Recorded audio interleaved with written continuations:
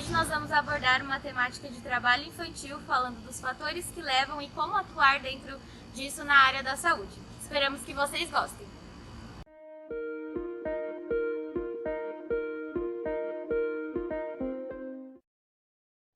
Você sabia que a pandemia de Covid-19, além de trazer consequências socioeconômicas em todo o mundo, também colocou em risco a meta de erradicação do trabalho infantil até 2025? Para muitas famílias, a crise representa a perda da renda familiar, a interrupção da educação e o fim de um dos direitos fundamentais de crianças e adolescentes, o de não ser obrigado a vender a sua força de trabalho para sobreviver. E você, profissional da saúde? Sabe o que fazer ao se deparar com essa situação de trabalho infantil? Mas afinal, o que é o trabalho infantil? Então, no Brasil, em 1990, o Ministério da Saúde coloca que o trabalho infantil se refere às atividades econômicas ou de sobrevivência, remuneradas ou não, com ou sem finalidade de lucro, realizadas por crianças e adolescentes de até 16 anos, independente da condição ocupacional, com exceção da condição de jovem aprendiz. Por quê? Porque essa é uma questão que é regulamentada, em que os jovens, eles têm os seus direitos garantidos. Os dados mais recentes do IBGE apontam que essas crianças e adolescentes em situação de trabalho infantil têm uma questão de vulnerabilidade social atrelada, ou seja, eles utilizam do trabalho como uma estratégia de sobrevivência ou até mesmo um roubo para conseguir sobreviver, para conseguir se manter vivo. Mas além disso, os dados do IBGE apontam que essas crianças também são responsáveis pelos afazeres domésticos. Então, a população de 38,3 milhões de pessoas de 5 a 17 anos, aproximadamente 50% realizavam tarefas domésticas ou cuidado de pessoas. E isso tem um impacto direto no desenvolvimento da criança e do adolescente. Então, o aprendizado e o desempenho escolar podem ser afetados, tanto como ocorrer a evasão escolar dessa criança. Outras questões que vão ser afetadas é o lazer, o tempo para o convívio social, a questão física, a questão mental dessa criança e principalmente a inserção em atividades lúdicas, em brincadeiras que são coisas essenciais para o desenvolvimento nesse período. Para que se possa compreender o trabalho infantil, é importante ter noção dos fatores que levam a criança e o adolescente a iniciar a sua jornada de trabalho tão cedo. Então, a miséria, a pobreza e o desemprego dos pais ou responsáveis é um fator relevante para que esse processo se inicie. Isso porque uma renda familiar baixa faz com que essa criança e adolescente precise completar a renda por uma questão de sobrevivência. Além disso, a falta de acesso a bens, a materiais e a própria maneira como o mercado de trabalho se estrutura são fatores que desencadeiam o trabalho infantil.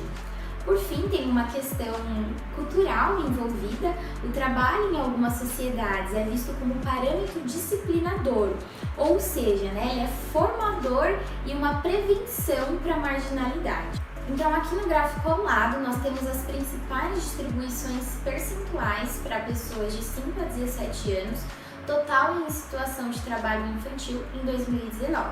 Então, nós temos a questão de gênero, nós vemos uma questão de cor e raça e se essa criança e esse adolescente é ou não um estudante.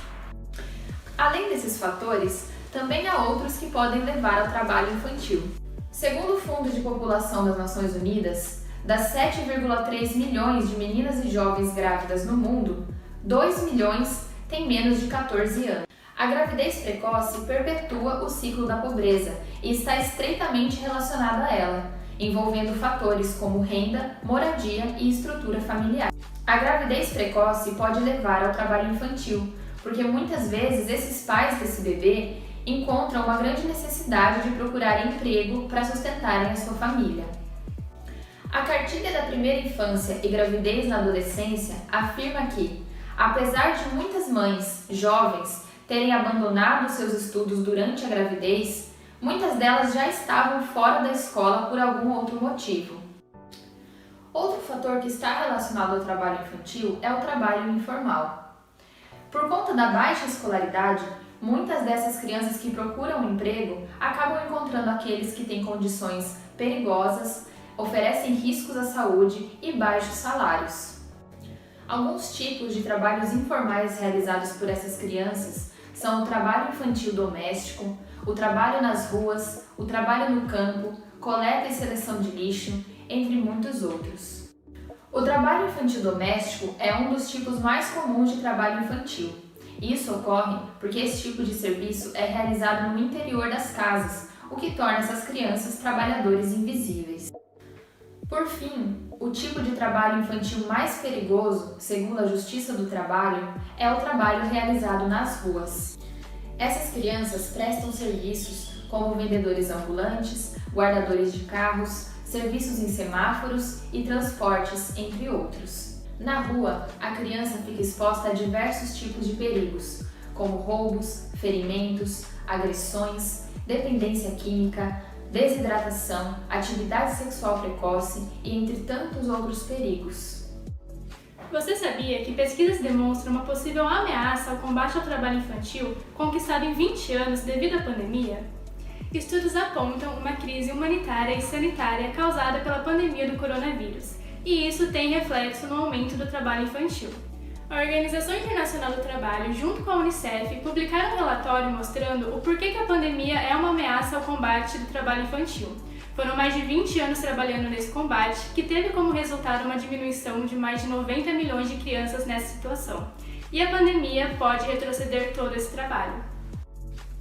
A pandemia com certeza aumentou a vulnerabilidade social. Esse relatório nos mostra que a cada 1% do aumento da pobreza, aumenta também 0,7% do trabalho infantil.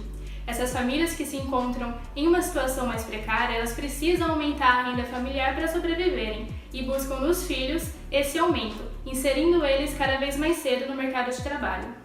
O fechamento das escolas também é um fator importante. As escolas não estão mais funcionando de forma presencial, mas sim remota. E visto que muitas crianças não têm acesso à internet ou um computador dentro de casa, elas ficam desamparadas. E na busca por tentar ocupar esse tempo em que deveriam estar nas escolas, as famílias optam por colocá-las no mercado de trabalho, também como uma forma de aumentar a renda.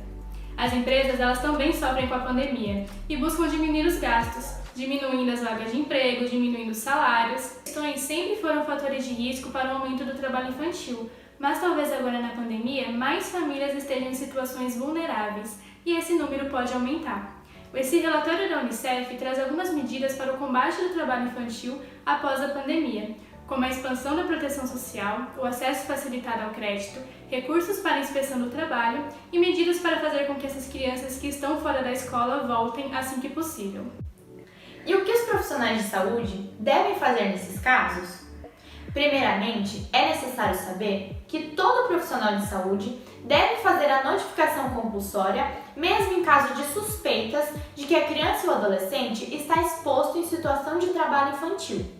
Assim, é possível auxiliar no direcionamento das políticas públicas relacionadas à erradicalização do trabalho infantil e da garantia dos direitos da criança e do adolescente. Na ficha, deve-se constar o código do CID 10AY96, circunstâncias relativas a condições de trabalho. Assim, ao se deparar com uma situação de trabalho infantil, o profissional de saúde deve acolher aquela criança ou adolescente, fazer o atendimento em saúde e, em seguida, fazer a notificação compulsória.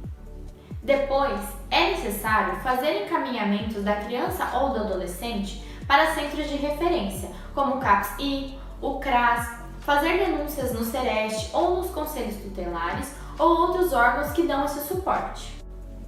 E para mais informações, você pode acessar o site livredetrabalhoinfantil.org.br.